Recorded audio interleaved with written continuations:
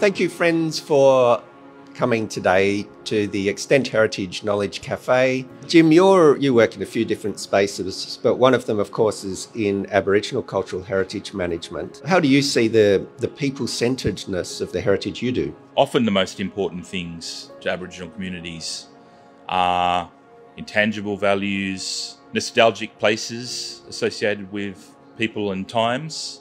And really, my realisation there is that the systems that we've built aren't adequate for that. It's a struggle because technical things are easy to measure.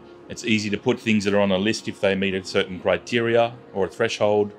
Social values are a little bit more amorphous, and certainly as a practice, Extent Heritage are looking to be on the forefront of people-centred approaches to heritage. We are better at listening to community voices, and we are getting better at taking feedback from community. We're actually, again, trying to leave something behind. We're trying to leave some of our knowledge and some of our skills with them, and some funding too, so that they can take their own research forward. So there's a much greater awareness of not just individual heritage places, but the way that they connect. And, sort of coming to what you're saying, that's part of the narrative, like it's a story rather than just a list. What makes a heritage place is the people and the stories associated with that place, the people that value it, the people that did stuff there to make it a place of value to them.